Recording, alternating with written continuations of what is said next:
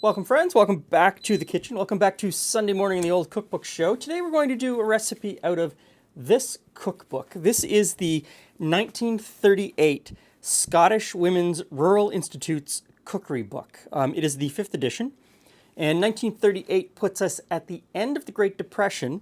So you've got recipes in here that speak of the hard times of the Depression, but also foreshadow the hard times that are coming down the road with the war.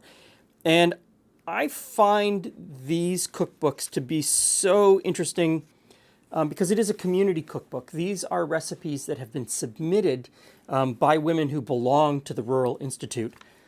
And so in some cases, there are 4, 5, 6 different versions of the same recipe, which gives you a real snapshot into what was happening in this time period, and also what different families in different parts of Scotland were making, yet calling the exact same thing. And so today we're going to do a recipe for sea pie.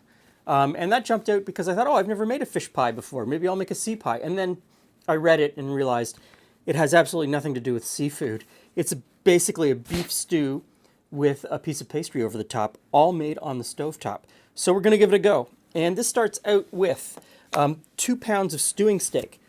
And the thing that I find interesting about 2 pounds of stewing steak is that this only serves 4 people. So that's quite a bit of beef for each person, but at the same time, in a rural setting, working on a farm, you're going to go through that really quickly. I remember I did early on Depression era, Canadian Depression era meatloaf, and it was the same sort of thing. Really beef heavy, no filler.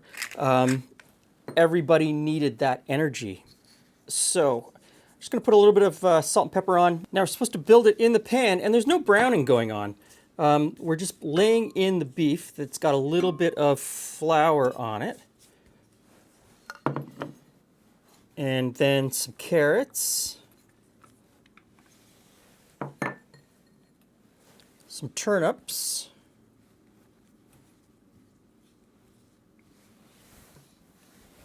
And some onion.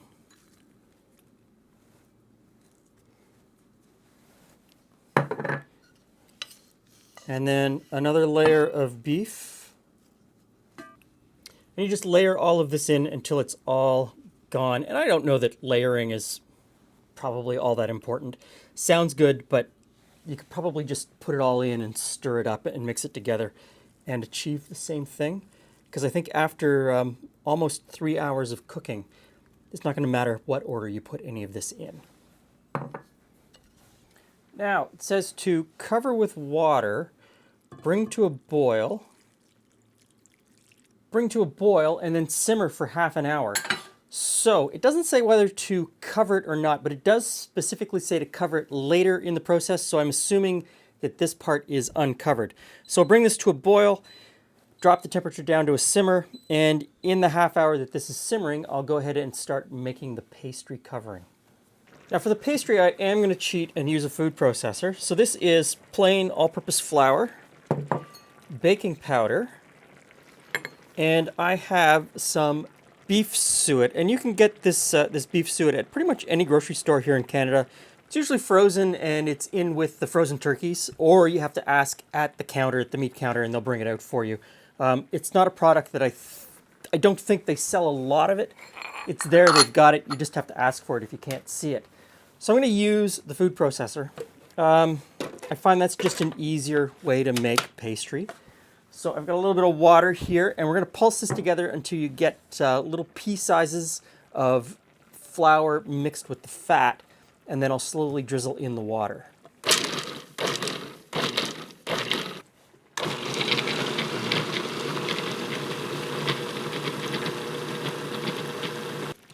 And now we'll just roll this out. It says to roll it just a little bit smaller than your stew pan. Okay, so I've got this rolled out now. It's fairly thick because the pot that I've got this in isn't a very large diameter. So I think we're good to go, and I think this is pretty much good to go as well. I'm going to clarify a little bit. Earlier on I said, oh, it's a sea pie. It doesn't have any seafood in it, and I kind of laughed. I do know what this pie is. I do know what this dish is. It is the history of the dish, it probably comes from the British Navy, but it really took off and sort of came into its own here in North America, in the Canadian Maritimes, in northern New England, in the United States, and definitely in Quebec. And when I go through all of my Quebecois cookbooks, there are dozens and dozens and dozens of recipes for this under different names, but they all sort of mean the same thing, and they're all sort of a French derivative of cipai. And they're made with any game meat that was available, readily available in Quebec. Moose, rabbit, all of those sorts of things. And we ate this quite a bit when we lived in Northern Ontario. Big French-speaking population where we lived in the bush up there. And this was regularly on the menu. This was something that was always there. But I never called it cipai. I always used the French word for it. And I think that's very interesting that I hadn't really made the connection. And sometimes when you go through old cookbooks and you start to make these connections of where did this dish come from and the way that the names change over time, I find extremely interesting. So the pastry lid goes on, and I was supposed to make it a little bit smaller, which of course I didn't. I made it Glen-sized. There we go. And the lid. And this simmers on the stovetop for 2 hours, which will give me enough time to clean up my mess and get ready for a tasting. Okay. Hey, Jules. Hey, Glenn. Hey, friends. So we're going to do cipai from a Scottish cookbook. Not the Quebecois? No, not the Quebecois version. Near as I can tell, it is a Scottish version of a Quebecois recipe, which is a version of a British recipe. Well, it just reminds you that people have been sharing recipes Forever. So Is that I'm supposed to take the is that a crust on top? It is a crust on Okay. top, but it's steamed inside, so it's almost like a drop biscuit. Okay. And I'm supposed to take I it like off. biscuits. I'm supposed to take it off and put it into 4, but I'm just going to cut through it and see what happens. Ooh. It is so hot. It is I'm very being very hot. cautious. Okay, so about as flavorful as I thought it would be.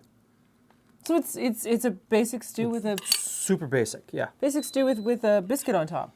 Yeah. It's tasty, but like everything, throw in a little more. A little more. So it is a Depression era recipe. It is a World War II recipe because it's right on the cusp between the two.